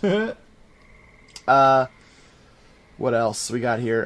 In the cast, we have Angel Aranda, who played Bruno. It's important. Going back, it's important to note that the real director, Carlos Puerto, did nothing of note other than Satan's Blood. Yeah, I was trying to see if but nothing was really coming. Yeah. He wrote a film that's called The Semester We Loved Kim Novak, which is kind of interesting. That's every semester. Oh. Probably. But yeah, nothing else. Okay, moving on to this cast. Okay. Angel Aranda may look a little familiar to y'all. He was in Planet of the Vampires. Okay. Directed by Mario Bava. Mm-hmm. I recognize him from Hellbenders, which is a great spaghetti depressed directed by Sergio Corbucci. Uh-huh. I highly recommend that. That is one of those not low budget. It's one of those spaghetti westerns that pops up on budget discs that's actually really worth watching. Cool. And believe it or not, it ends really depressingly. No way. A spaghetti depressed-ern? Yep. That ends depressingly? Who would have known? No way. Who would have known? No way. The very lovely Sandra Alberti. Mm-hmm. She was also in a Spanish version of Playboy, apparently. Oh yeah, Google that shit. Not that I needed it. I mean, I've seen so much of her in this movie. Mm-hmm. She was in a movie with Paul Naschy I haven't seen, but I thought it'd be fun to mention, called El Transsexual. Oh, yeah. Okay, cool. Paul Naschy was very concerned with the plight of transgendered individuals I'm sure. I am he sure was that's what that film is about. Yes, definitely. He was in a couple. Like, I Hate My Body. Wasn't he in that one too? Or something. Yeah, some other Spanish movie. I don't know if he was in that movie. I think that was directed by his often director Leon Klimovsky. That's it. Yeah. So there's 6 degrees of Paul Naschy, or I guess in that case 1 degree. Mariana Carr, who played Anna or Annie, still acting to this day. Lots of TV stuff. Mm-hmm. I couldn't find anything else really exciting that she'd been in, but yeah, it's just cool to see a very odd-looking actress, still out there looking odd. That's good. Yeah. Andres or Andy Jose Maria Guillen. He was a soap opera actor. He looks very familiar to me. I don't know why. I'm positive I haven't seen him in anything else, but I guess he just sort of looks like somebody. He definitely bears a striking resemblance to another actor, but I think he might look like an Italian actor. Oh, absolutely. That's totally what I'm thinking of, but I don't know who exactly. He just has that general Italian look to him. Ooh. The only other person I really... Well, okay. Manuel Pereiro, I believe that's how you say that. I don't know who he played in the movie. He may have been our rapist. Yeah. But he was in a lot of shit. He was in Pod People. Yeah. In Pod People. He was in Night of the Werewolf. He was in Night of the Walking Dead. He was in The Devil's Exorcist. He was also in The Silence of the Tomb, directed by Mr. Jess Franco. I like that one.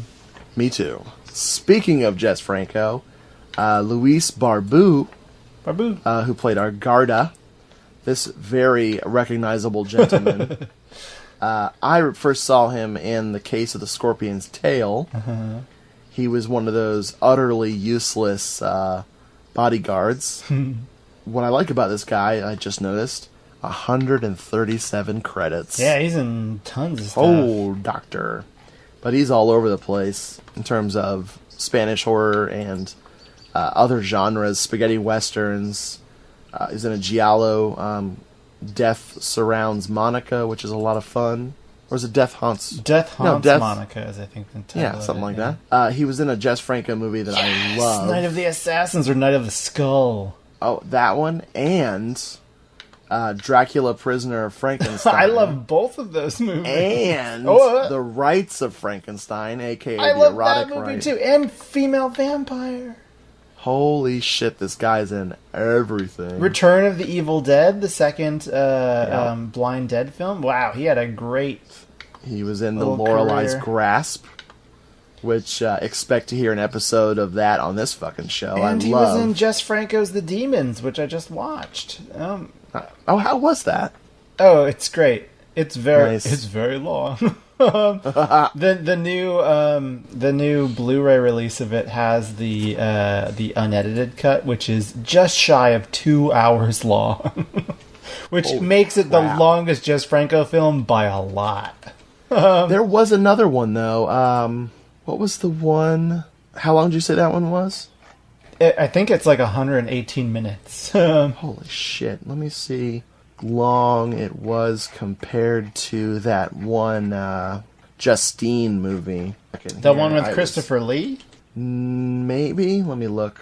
It is called Marquis de Sade, Justine. Right. Klaus Kinski, Romina Power, Maria Rom, Howard Vernon, Sylvia Koshina. No, it was not Christopher Lee. You're thinking of one of the Eugenie movies. Which one am I thinking of? Is it Eugenie, Her Story and the Perversion or whatever? Is he in? I've seen that one. I don't remember. Yeah, he's in that one. Oh, okay. No, well, I've seen that. Justine was 1969. It was 124 minutes. Holy shit! It's epic, dude. It is epic. I imagine so. I want to say somebody has a cameo in it. It's really weird. Like maybe Jack Palance? Yeah, Jack Palance has a cameo in it. Nice. And he is his Palance-y self. Oh, he usually is. Wow, I have to see that one. Oh yeah, that I think is the longest Franco film. That takes the cake. Not much else from the crew. Libra do Pastor did the soundtrack.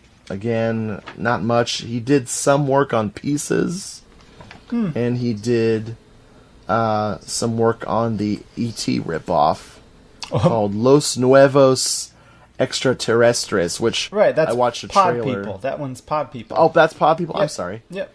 I watched a trailer for that, and that looked fucking crazy. Well, that's hardly an E.T. ripoff. That's one that's been covered on Mystery Science Theater 3000. Oh, if it is worth watching. Oh, I will check it out. Okay, for some reason it's somebody, maybe a commenter said it was a spoiler. It stinks.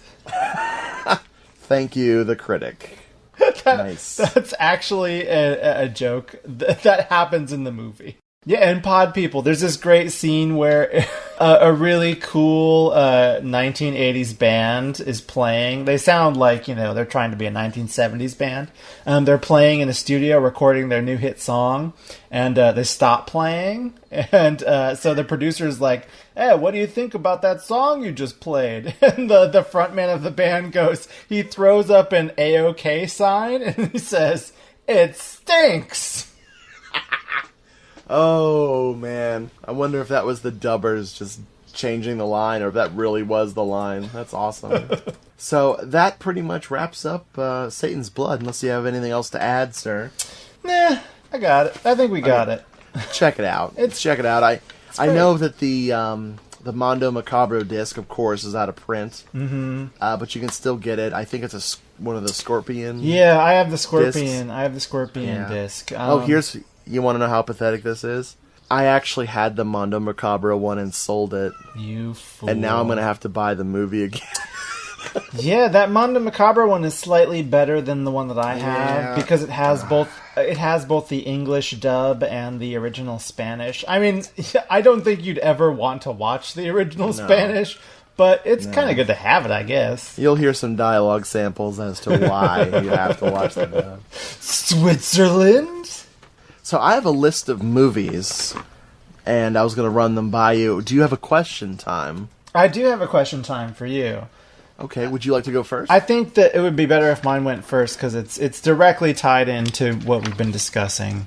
All right, I am ready. So my question for you is, what horror movie, as you were watching it, you were feeling pretty good things about it. You were getting into it, enjoying it, mayhaps. But then its erotic content just sort of completely turned you off from enjoying it. Like, I know that you're kind of, you have some problems with the erotic content in some horror films. So I know that there are lots that you don't like because of that. But I'm wondering which ones you were sort of into before it got a little too steamy. Oh, that's a great question. I'm going to need some moments to think about that. But I will say this. Mm-hmm.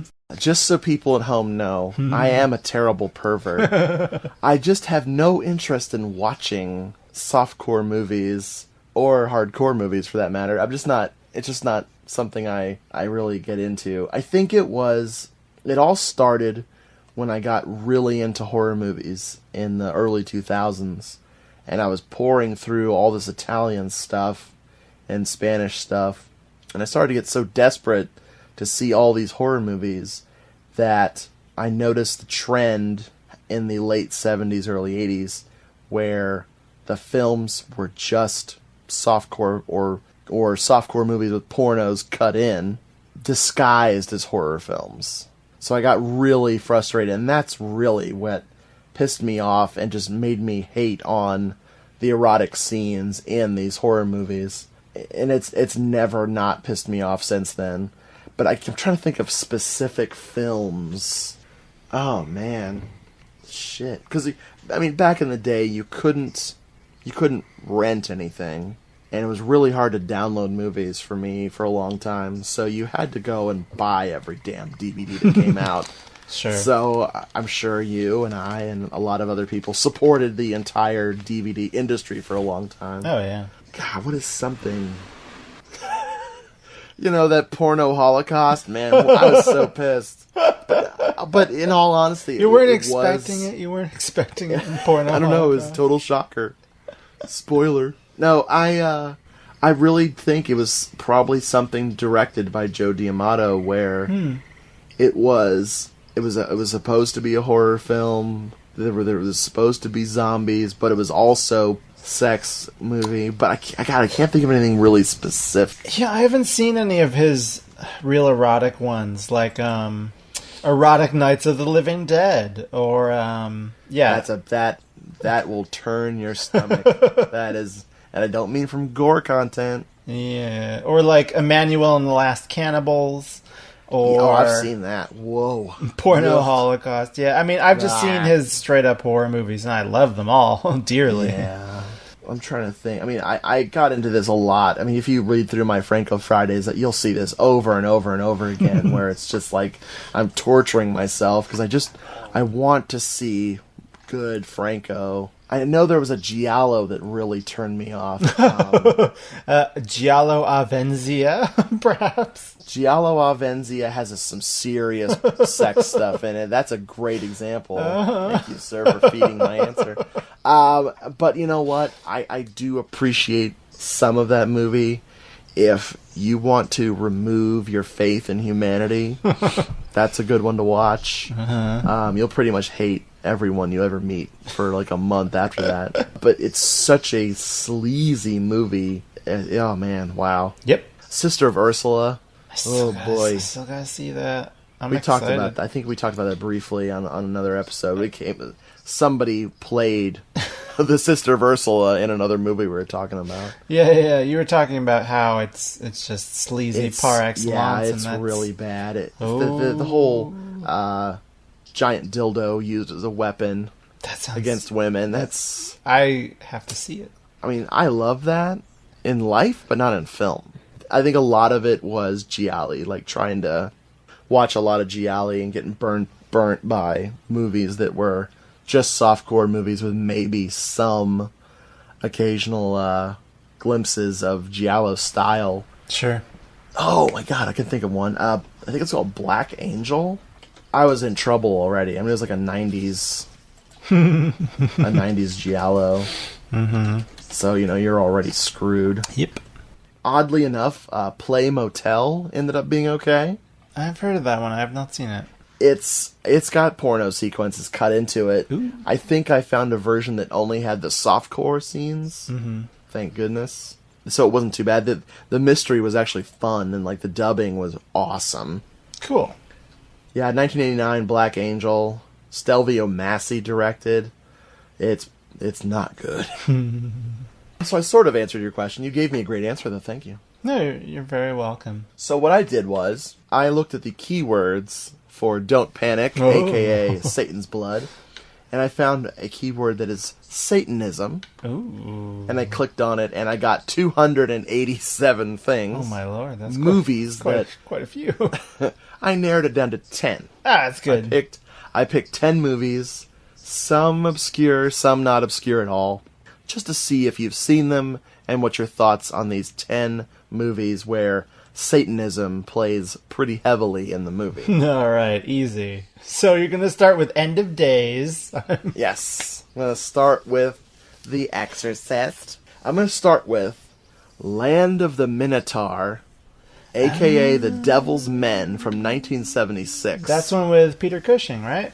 And Donald Pleasance. Oh, I have not seen it, no. I know it's often been released, or at least was recently released on a double bill with Terror, yes. That wonderful Norman J. Warren film. Yeah, I highly recommend that set, just for Terror and just to see the oddity of Land of the Minotaur. I have not seen it. It's Greek, so expect Interesting. the unexpected. Yeah, I have no idea what to expect. The next one is a TV movie. Ooh. From 1972 called Daughters of Satan, starring Tom Selleck. What? Oh, yeah. No, I have not seen this either. This is it's more witch than Satanism, sort of. Uh-huh. But, of course, it's all, tied in there. Wow. It is a very sleepy TV movie, but I enjoy it quite a bit. I like sleeping while watching the TV, so that sounds great. Okay, here we go.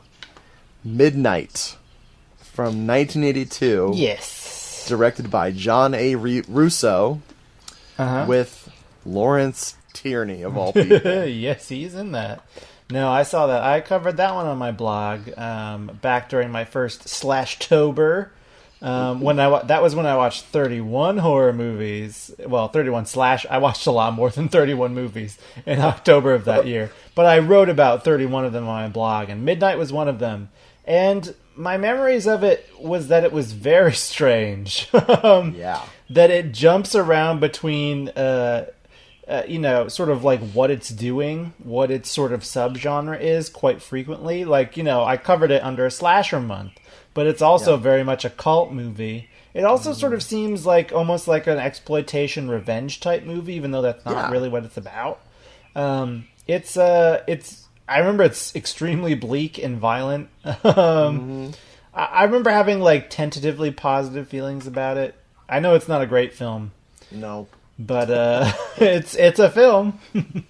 It's got kind of like a road movie sequence too. Yeah, absolutely. It's all over the place. Yeah, awesome.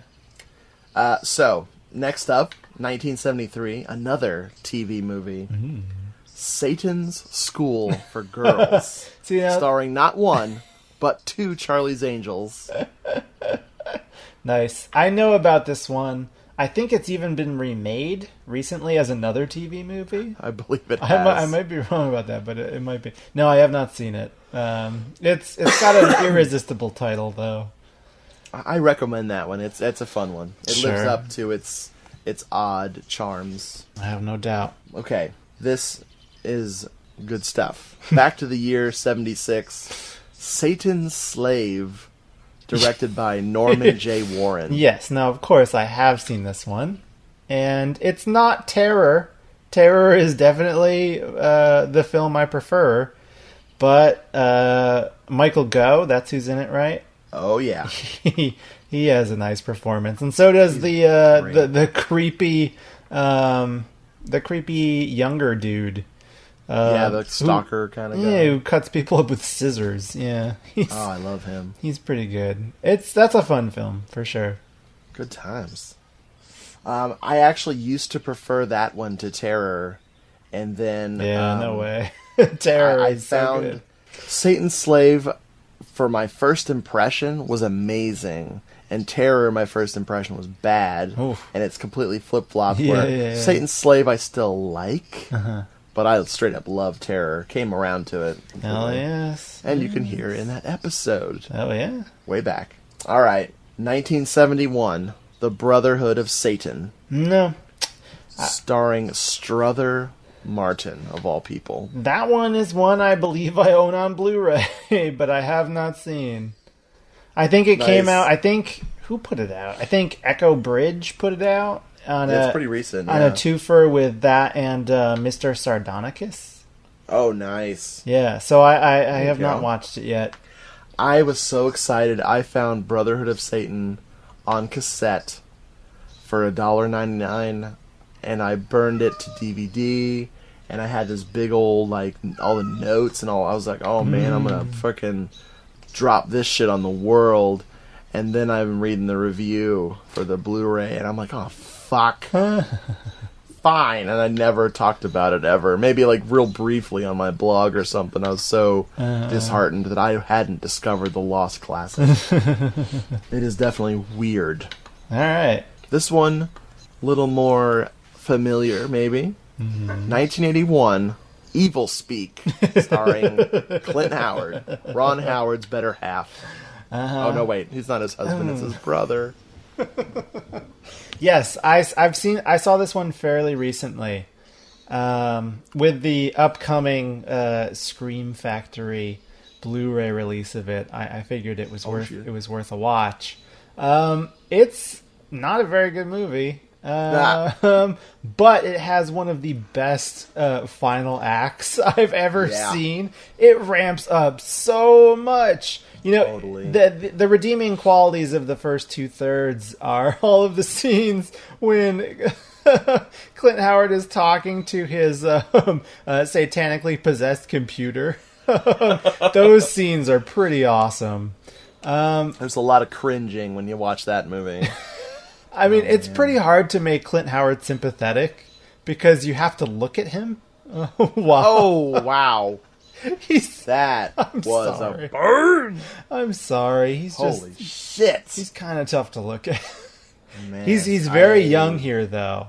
I have to say, he's less weird looking and is an older man. Less weird looking? Absolutely. I think he looks weirder as a teenager. Okay. I think, like, there's almost like a fullness to his face that makes him look almost normal in this film. And I feel like later on, like maybe in the early 90s, he starts getting, like, truly repulsive.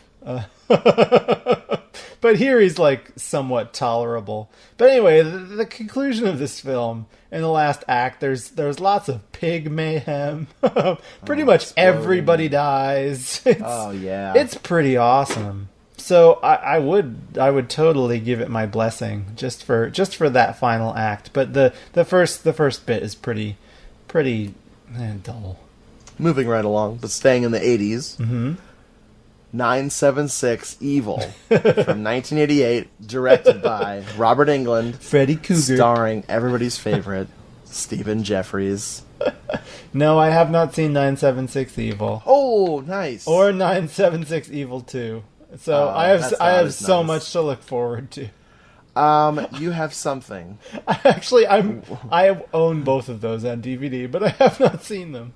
I'm not sure if looking forward to is the right thing. It's 976 Evil was crazy for me. Like when I was a kid, it was very much. I think the hype on the release was really big, and then I don't know. I don't even know if it made any money or not, but it was one of those movies that really like freaked me out as a kid. And then it was really like, okay, all right, is this gonna end now? So, Invitation to Hell. 1984, directed by Wes Craven. Oh, one of the TV movies. Yeah, another TV movie. Robert Urich, Joanna Cassidy, and Susan frickin' Lucci. No. Tell me about this film. I have not seen this one. This is more 80s than any of the other 80s movies on this list. Susan Lucci's hair is so big that you could barely like film the whole movie. Like they invented a new lens to capture it all. It's super cheesy. Computers, lasers, Satan. Hell is like a tangible place in this family's living room, etc. Nice. I kind of recommend it. Okay. With the understanding that it is bad, but I just try to imagine people in the 80s tuning into this, like Susan Lucci in Invitation to Hell. And last but not least, this one's loaded, all right? Race with the Devil. Oh, yeah. 1975, Peter Fonda, Warren Oates, Loretta Swit, and some other lady. It's a film that is not quite as good as the premise. The premise is really good, and it is what it is. Mm-hmm. Like, it doesn't really disappoint. It gives you what it promises, but it's just not quite as amped up as I would hope. Yeah. The best scene is when the Satanists throw some snakes in their RV, and they have to avoid these Satan snakes. That's pretty awesome. Yeah, my thing with Race of the Devil is, great premise, movie is fine, but what the fuck? When it came out on DVD, everyone was bending over backwards to overhype that frickin' release. I think everyone's memories of that movie were so much better than the actual movie. Yeah. I don't hate it. No, I hear you. That's why I said it was loaded, and I wanted to just get you kind of, see what you thought. Yeah, no, I hear you. I mean, again, I think it's just that premise. It's such a wonderful premise that sort of infects people's memory and makes them think it was maybe a little bit better than it was. Your memory's infected, brah.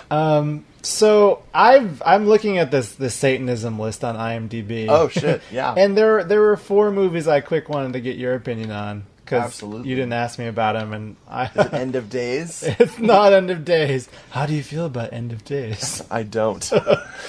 No, my 4, excuse me, were The Blood on Satan's Claw, 1971, by Piers Haggard. Have you seen that one? I have not seen that since I caught it on probably TBS or whatever channel was showing Elvira or something. Mm-hmm. So I haven't seen it in a really, really long time, but it definitely creeped me out as a kid. So that will be one I want to watch now. I watched it for the first time a few months ago, and I loved it. It's really great. It's definitely the rural pagan horror type film that you see in things like, The Wicker Man. It's playing in that. It's also a period piece. It's in the 17th century. But it's really nice. It's got enough weird touches, quasi-sexy touches, lots of furry Satan hair patch legs. That. Yeah. That sticks in your mind, man. When you're a kid, you're like, when the music is like, dun dun dun, and they show like someone has some extra, armpit hair on their leg. Fur, yeah. What the fuck? So that movie's pretty fun. Second film I wanted to talk about was we were talking during the break about Clive Barker, and this is a film adapted from his work, Rawhead Rex. Oh my god! Have you seen Rawhead Rex? I have seen Rawhead Rex, not in its entirety. Mm-hmm. I've seen parts of it. The only thing I can say about it is that my friend Nafa loves that movie. Straight up loves that movie. So he would be the person to ask about that. I mean, I guess like the idea of it is pretty, I don't know if I want to say creepy, but you could imagine how it would inspire fear in some people. This ancient, satanic demon that's scrounged up from the depths of the earth through accidentally, and now is terrorizing these farmers pretty much. But the actual makeup, the costume, the Rawhead Rex costume is so fucking goofy. I would recommend just like looking at a trailer for the film, or just like Google image searching Rawhead Rex and see the poor excuse for a mask that this thing has. It's one of those things that somebody put a lot of work into, and then they wouldn't change it when they are asked to. Exactly. But I'm done. Oh, that's done? Yeah, okay. And for 1986, it's pretty poor. Nice. But yeah, it's a pretty bleak film. There's like child death. Like Rawhead Rex just drags children away and murders them. It's pretty cool. All right. The third film I wanted to ask you about is a TV film. This TV film is also out on Blu-ray. Amazingly. Looking really good, by the way. 1978's Devil Dog, The Hound of Hell. I know I've seen it. I have no memories of it at all. Well, I know nothing about it. It's about a Satan-possessed puppy. Right. He mind controls people. He tries to get the father of the family who's adopted him to to thrust his hand into a whirring lawnmower. And at the end of the film, during the final battle between Richard Crenna and this devil dog, Hound of Hell, he turns into one of the worst special effects I've ever seen, where he looks like a normal dog, but they like freeze frame it, and then on the image they put like flames and I think I've seen that screenshot. Oh, it's good. It's real good. Nice. The last one I wanted to ask you about was another nice satanic cult film from 1988, sort of an under-the-radar one called Spellbinder. Spellbinder. Mm-hmm. It stars Tim Daly, voice of Superman in the Superman cartoons, and Kelly Preston, John Travolta's wife. It's about witches and satanic cult, warlocks, all that good stuff. Let me see. Let me Google the cover to see if I've even. Cause the title sounds familiar. Mm-hmm. Oh wow! I kind of really want to see this, and no, I have definitely not seen this. I strongly recommend it. It's actually pretty good. I was surprised. It's on Netflix Instant, or at least it was a couple months ago when I watched it. It is incredibly bleak. It's another movie where I'm surprised at how bleak it really gets. It's about Tim Daly is this guy who runs into this girl played by Kelly Preston who's trying to escape the influence of the Satanic coven. And so he harbors her, but the coven wants her back, and they'll do anything to get her back. And it goes in some interesting directions from there. I definitely recommend it. It's cool. I just think it's interesting, like Kelly Preston, like that she's Elvis's daughter. What? No, I don't know. No, that sounds really good. Like I want to see that now. I'm going to make it a point to check out Spellbinder because I'd heard the title and that was it. I knew absolutely nothing. My favorite part of that film, it took me looking through the cast list to remember it, but now I remember it vividly. Do you know the actor MC Gainey? He was Mr. Friendly on Lost. He's a bit player in tons and tons of movies. Yes, with the picture of him on IMDb right now, he looks vaguely like my father-in-law. Well, in there you go. In Spellbinder, MC Gainey plays a survivalist, like an apocalypse nut, who Tim Daly happens to know. And at one point, Tim Daly drops Kelly Preston off at MC Gainey's compound, which is like his end-of-the-world compound. So, because he figures that, she'll be safe there from the coven, because witchcraft can't beat, extreme machine guns. But then you cut to the next scene, and MC Gainey's just lying dead in his destroyed compound. Nice. It's pretty good. We don't in your face, survivalist. We don't actually see that happening, but it's pretty awesome. Well, I have a method I can use to obtain Spellbinder for myself, so I will definitely watch it. Nice. I like how some survivalists are preparing for the zombie apocalypse now, too. And some are preparing for the witchcraft apocalypse, yeah. Hells yeah. Well, folks, I think that wraps up our episode. Thank you for listening. Sorry I got sick again, so I sound like crap yet again. Eventually I will not be sick anymore because I'll be dead. No, you'll come back, and then you'll get sick again, just to die again. Yeah, just so... It's a loop. So Mary can shoot me in the same place in the head over and over again. Yes. But thanks for listening. Jeffrey and I will be back talking about something sometime, and that is a promise. Promise. We promise. Hey folks, I just wanted to tell you about a podcast. It's the Shock Marathons podcast. These guys are awesome. They have written some great books, and they have made some great movies. And they've been a big inspiration to me. They have a podcast now. So check it out. It's the Shock Marathons podcast at shockmarathons.com, or you can find them in iTunes. This is their theme song. I had to play this for you. Listen to this theme song and then go check them out. shockmarathons.com. We love horror movies from the 70s and 80s, and we watch them for 2 days straight, and then we go write a book. Now we're looking back at every title, one at a time, in this podcast that we put out monthly. Once we've had an episode for every movie, it's time to meet up for another Shock Marathon. Hello, my name is Rod Barnett. I'm Troy Gwynn. And we are your genial co-hosts for NashyCast, the podcast about the films of Paul Naschy. If you don't know who Paul Naschy is, you need to learn. Spanish horror icon, writer, director, actor, makeup artist. He is all of these things and more. Paul Naschy, one of the greatest genre filmmakers of all time.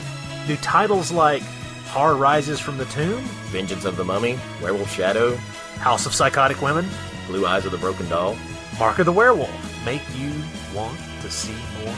Watch the film, then come hear our stunning, brilliant commentary. Stunning and brilliant. That's us. Think that's too egotistical? Think that sounds silly? Think we come off as assholes? Look, if nothing else, let us tell you this. Blood, nudity, beautiful women, werewolves and turtlenecks. Nipples. Lots of nipples. Both male and female. Yeah. I don't know if anybody's going to want to listen to us after this, man. Find us at The Bloody Pit of Rod, or you can subscribe to us on iTunes. Give us a listen. And if we scare you too much, well, maybe Spanish horror is not your thing. I don't know. Hey, folks. Thanks for listening. If you want to contact the show, it's doomedmoviethon@gmail.com. Or if you want to hear our archived episodes, you can go to doomedmoviethon.com and click on the podcast link. Beady body beep pop boop. Podcast.